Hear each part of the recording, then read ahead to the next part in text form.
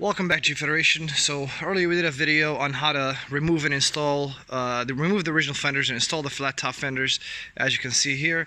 So right now what we're going to do is we're going to do a video of how to install the tube fenders that we carry.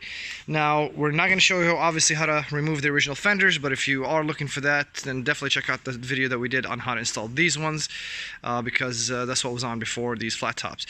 So we're going to go ahead and remove the flat tops, and then once I have these removed, I'm going to go ahead and basically show you guys what it takes to install the tube.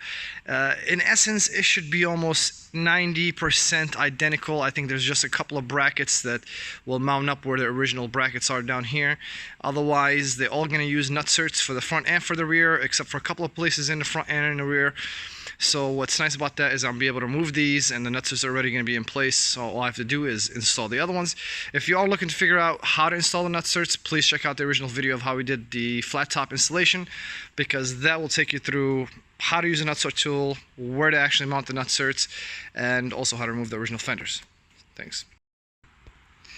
Alright, so I went ahead and removed all the flat top fenders, and I checked to see what the difference is going to be, and it's actually very minor.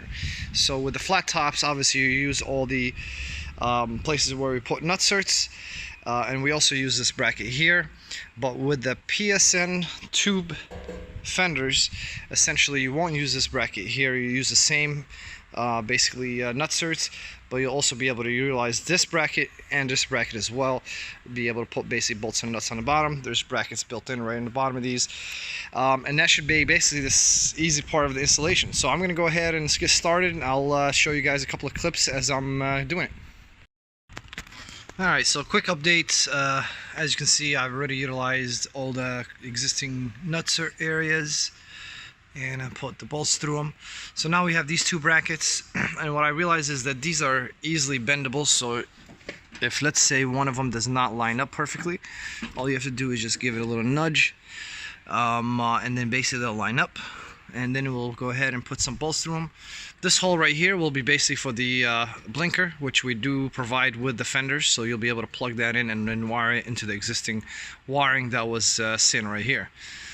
So I will show you here the end result once I'm done.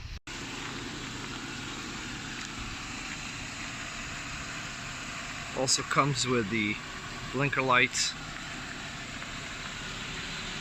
Close up on the finish.